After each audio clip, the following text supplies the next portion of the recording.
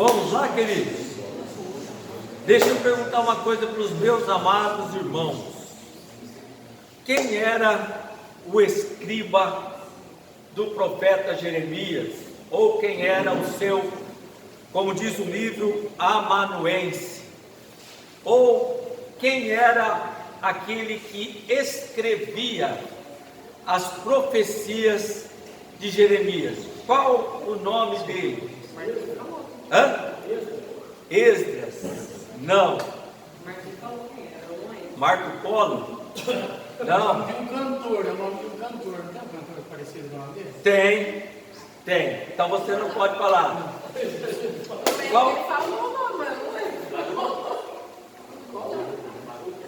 Baruque.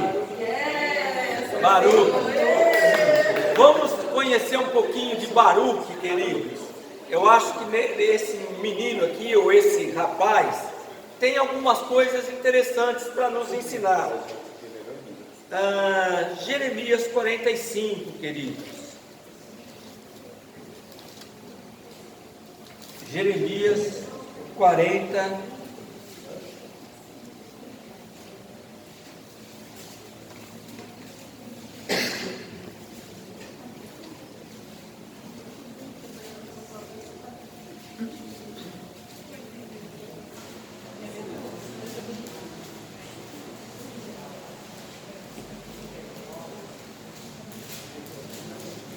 Nós vamos, pelo menos essa passagem, e a última que nós queremos falar será a queda de Jerusalém, quando Nabucodonosor arranca os olhos do rei Zedequias, mata seus filhos e destrói Jerusalém. Todos acharam Jeremias 45, queridos? Então vamos lá. Aqui acontece o seguinte: o Baruque, queridos, era chamado para escrever. Ele estava bem próximo de Jeremias. Então vamos lá, vamos prestar atenção, vamos parar assim de conversar e vamos prestar bem atenção aqui agora. Olha só, palavra que falou Jeremias, o profeta, a Baruque, filho de Nérias, escrevendo ele aquelas palavras num livro da boca de Jeremias, no ano 4 de Joaquim, filho de Josias, rei de Judá, dizendo: a mensagem para Baruque: assim diz o Senhor, Deus de Israel, acerca de ti, ó Baruque, disseste: ai de mim agora, porque me acrescentou o Senhor tristeza à minha dor. Estou cansado do meu gemido e não acho descanso. Isto lhe dirás: assim diz o Senhor, eis que o que edifiquei eu derribo, e o que plantei eu arranco, e isso em toda esta terra. E procuras tu grandezas? Não as busques, porque eis que trarei mal sobre toda a carne, diz o Senhor. A ti, porém, darei a tua alma por despojo, em todos os lugares para onde fores. O Baruque, queridos, estava ali, com Jeremias, escrevendo um livro. O rei queima o livro, Baruque escreve de novo. Ele era um garoto, um moço, muito ativo ali na obra de Deus.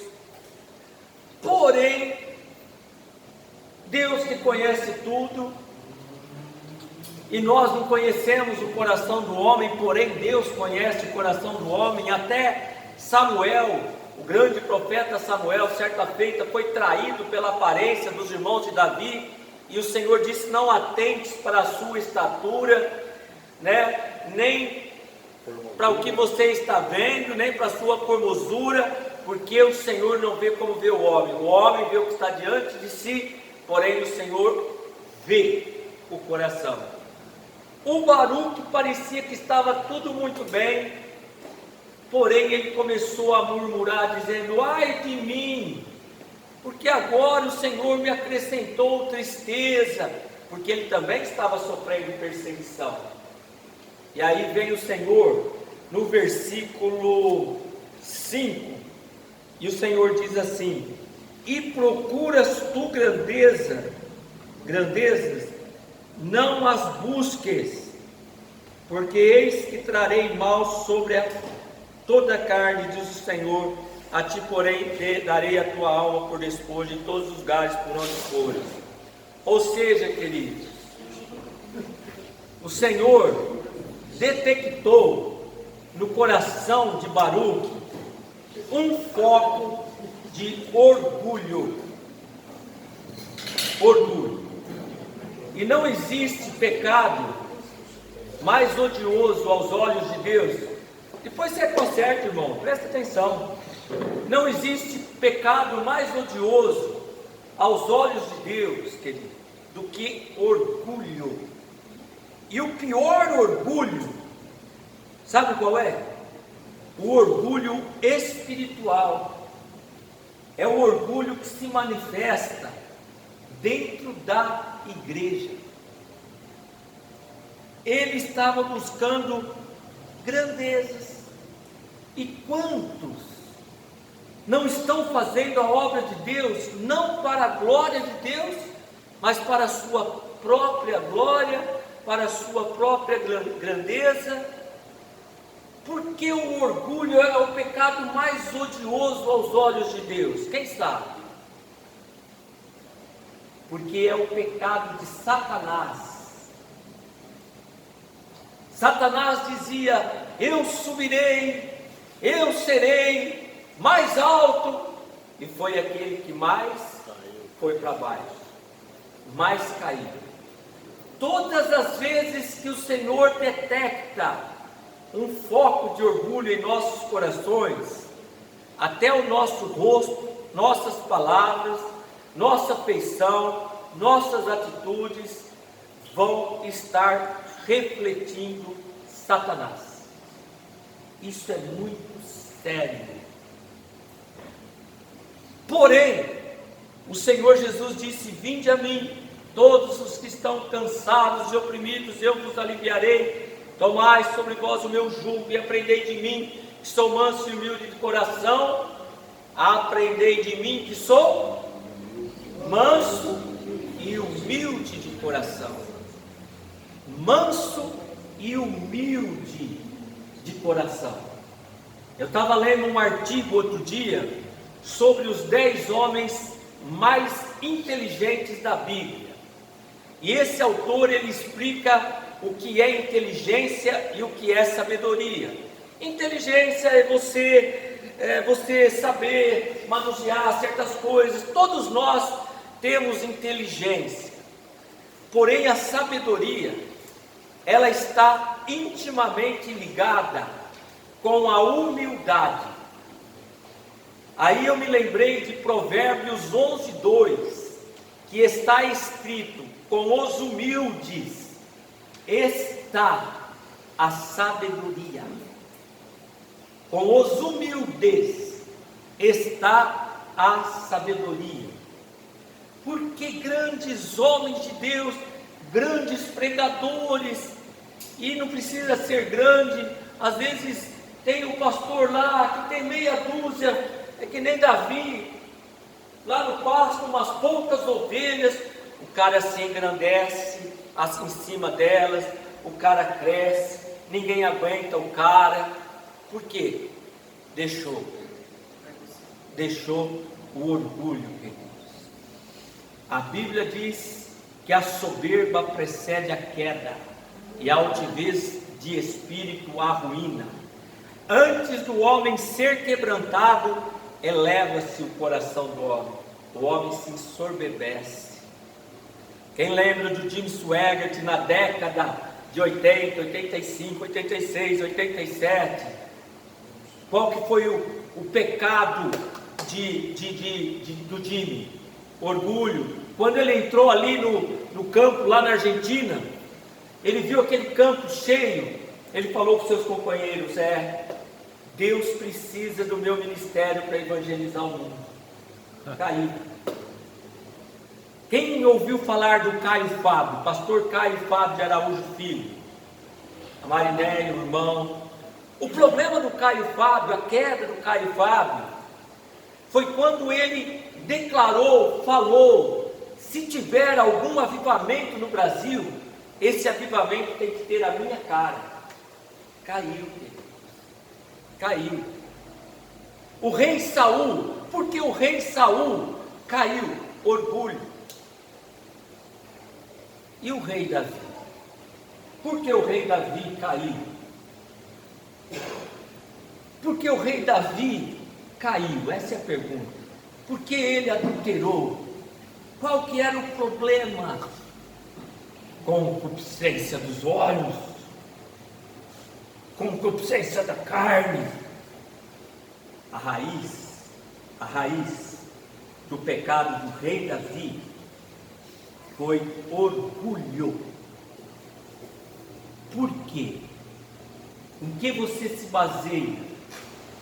Aonde Davi estava quando ele viu Batseba? A janela do palácio. No terraço do palácio. O que era o terraço do palácio real lá em Jerusalém? Era o ponto mais alto de Jerusalém. Era o palácio do homem mais poderoso de Jerusalém. Ele estava tanto no local alto, como na posição alta, como o seu coração também estava alto. E o fato dele ter tomado Batseba, ele se achou que era dono. Exatamente.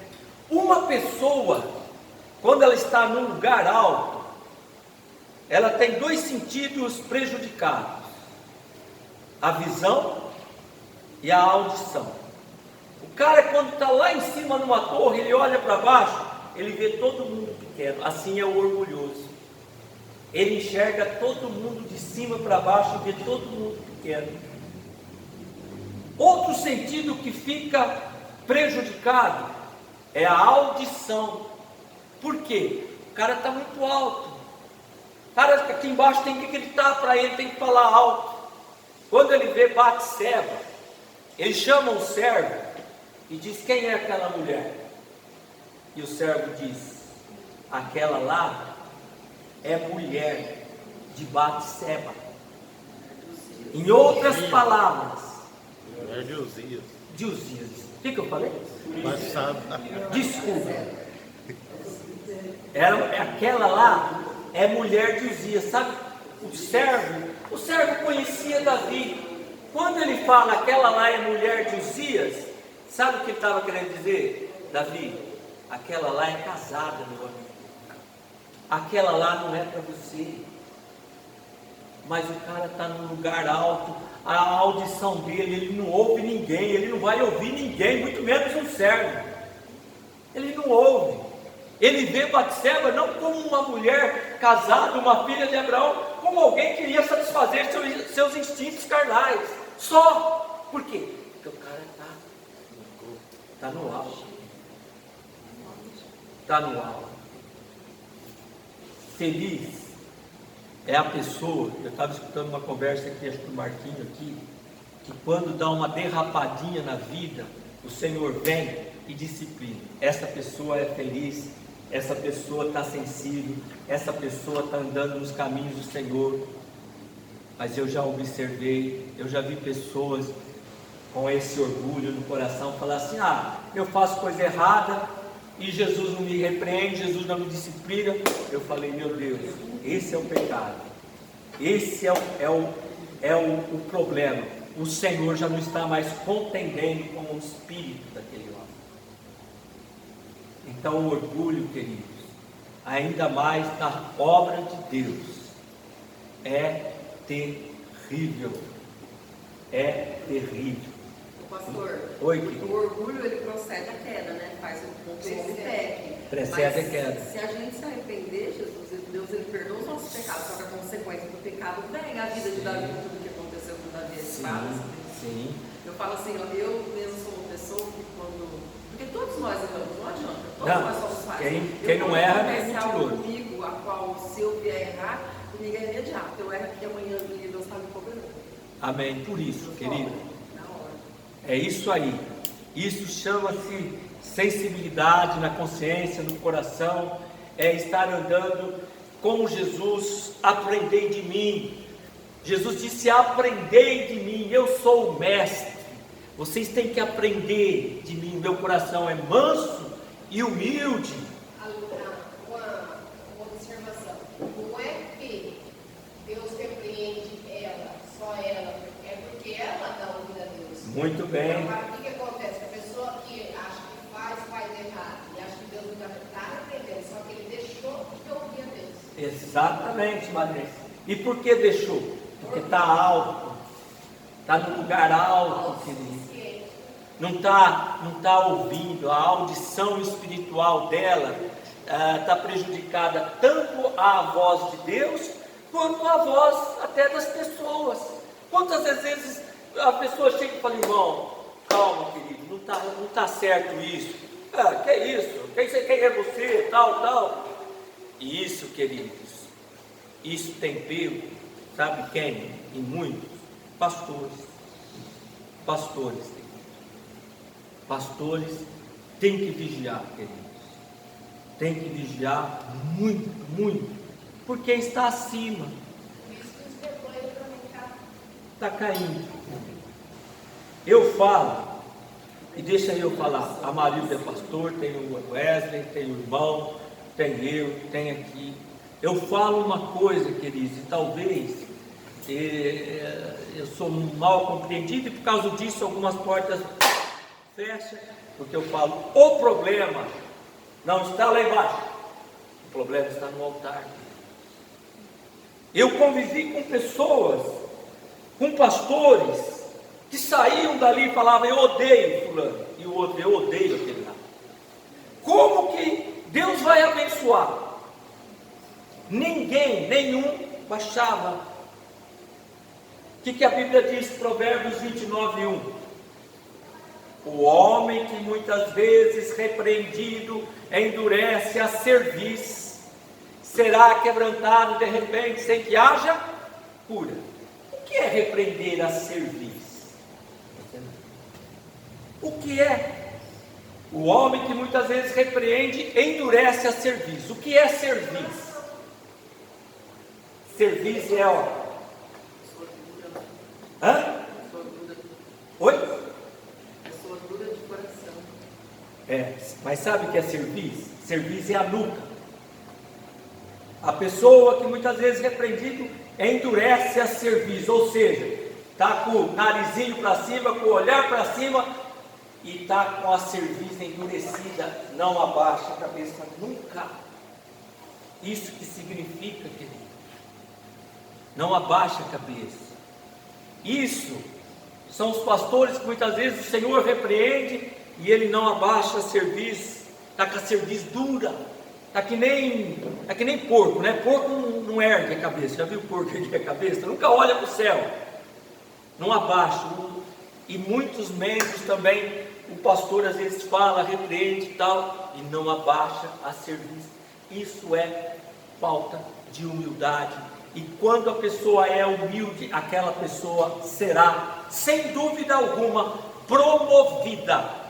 Mas o caso de Davi, ele adulterou, ele matou e tudo mais, só que o que ele chamava por segundo o coração de Deus, mas estou falando ao contrário, ele descia.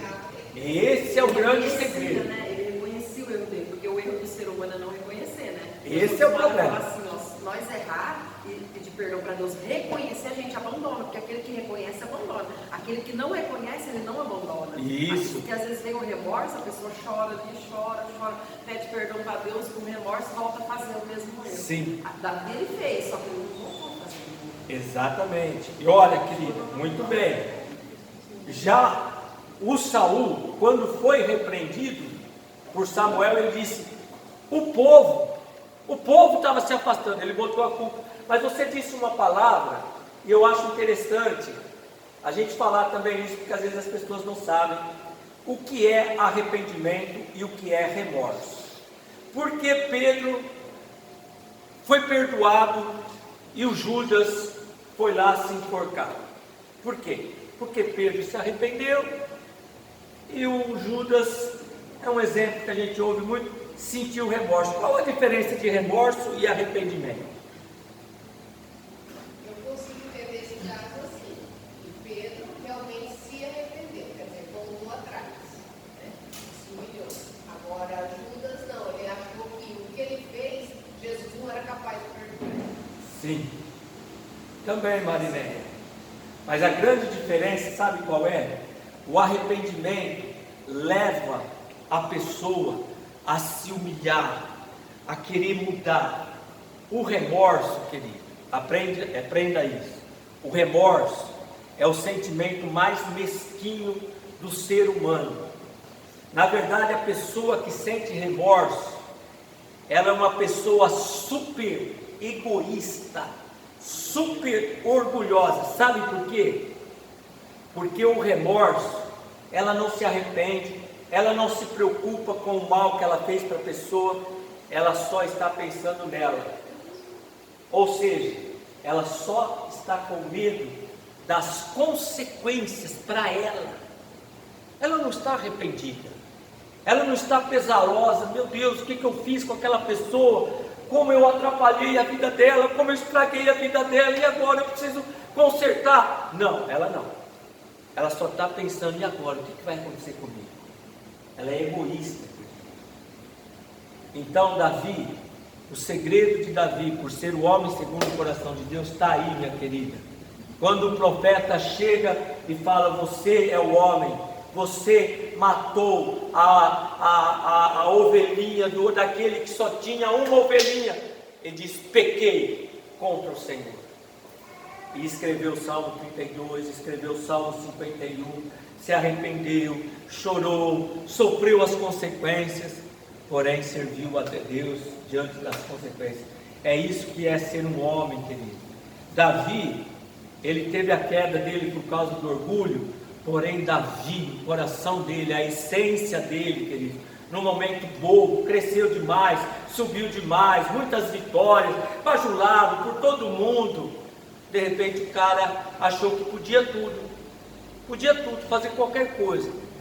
A queda veio. Porém, Davi era sensível, seu coração era sensível, e ele disse, cria em mim, ó Deus, um coração puro, e renova em mim um espírito reto. Não me lances fora da tua presença, nem retires de mim o teu Espírito Santo. Por que ele faz essa oração, hein, querido? Não retires, não me lances fora da tua presença, nem retires de mim o teu Espírito Santo. Por que ele tinha medo que o Espírito Santo saísse dele? Arrependimento. Por quê? Arrependimento. Sabe por quê, queridos?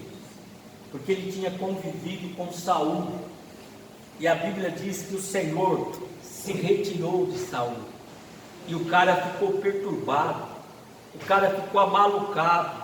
De vez em quando lá um espírito tomava ele ali, um espírito mau tomava ele, e Davi ia ali tocar, aí dava uma amenizada nos terrores de Saul. Então ele viu. Saul ficou desesperado, porque Deus não conseguia mais ouvir a voz de Deus. Exatamente. Então Davi tinha visto uma pessoa que havia perdido o Espírito Santo. Ele falou, meu Deus, não retires de mim o teu Espírito Santo. A nossa maior bênção, querido, nós estamos aqui, estamos pessoas simples, mas dentro de nós está o Espírito Santo de Deus. Vós sois o templo, o santuário, vosso corpo, não sabeis que é o templo do Espírito Santo e que não sois de vós mesmos? Então, queridos, nós temos muitos privilégios. Quando nós começamos a estudar, nos aprofundar na palavra de Deus, nós começamos a ver o conhecimento, o que o Senhor tem nos dado, o que o Senhor tem nos trazido. Vai, Renata. Onde fica, enquanto esse papai você falou de serviço que fala? Serviço dura. Onde... Provérbios 29:1, querida. O homem que muitas vezes repreendido endurece a sua cerviz, não abaixa a cabeça, cai, será quebrantado de repente. Olha, será quebrantado de repente, sem que haja cura. Vamos terminar o nosso estudo lendo a queda de Jerusalém, queridos. Já estamos terminando. Capítulo 39 de Jeremias.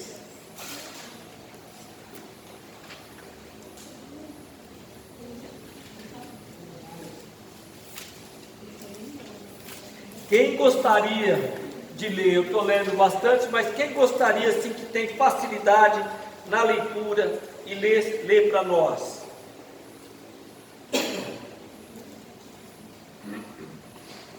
Jeremias vinha falando tudo isso.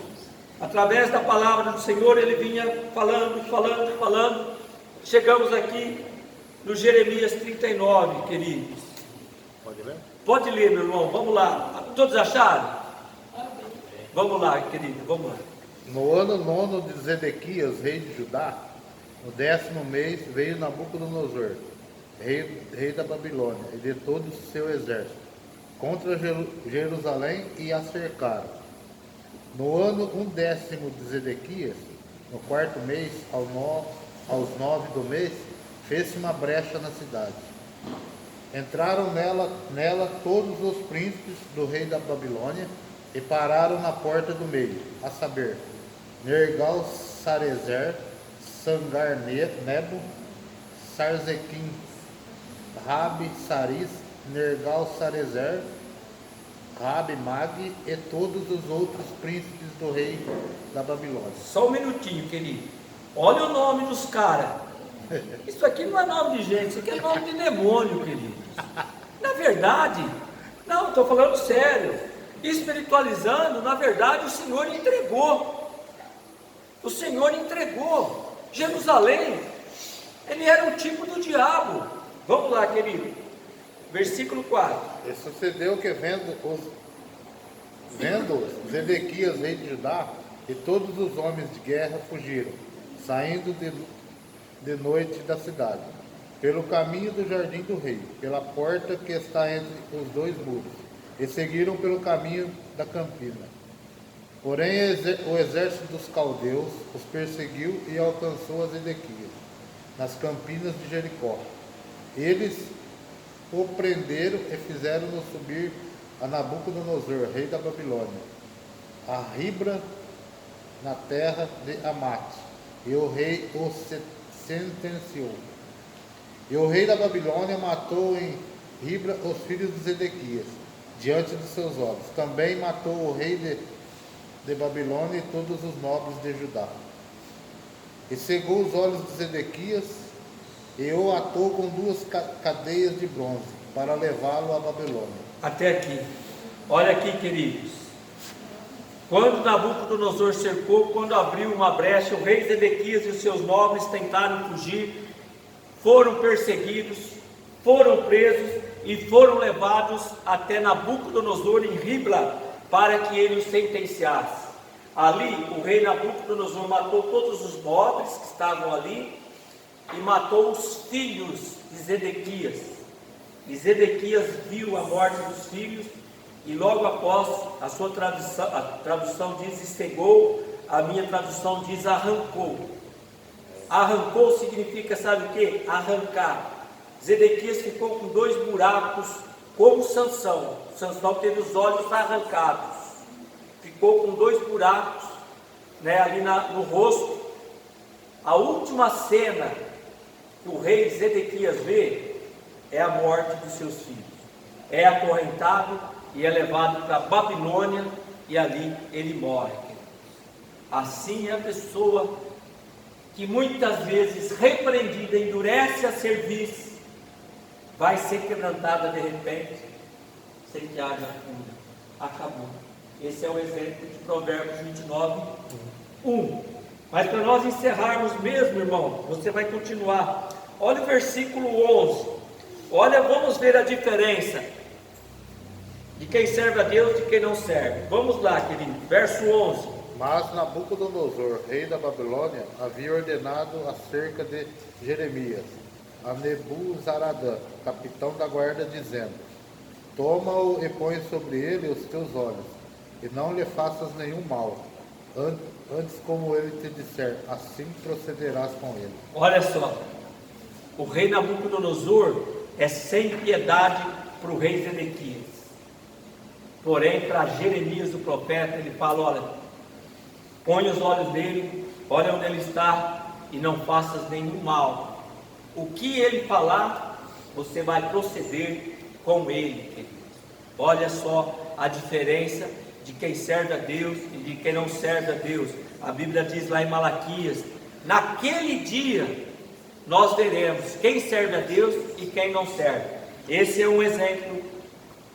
No dia derradeiro deles ali, nós vimos a diferença de quem serve a Deus e de quem não serve a Deus. Você fechou? Continua mais um pouquinho, vamos lá. Verso 13. Enviaram, pois, Nebuzaradã, o capitão da guarda, a Nebuzasban, Rabessares, Nergal-Sarezer, Rabi-Mag e todos os príncipes do rei da Babilônia. Enviaram, pois, e tomaram a Jeremias do átrio da guarda e o entregaram a Gedalias, filho de Aicão, filho de Safã, para que o levassem à casa, e ele habitou entre o povo.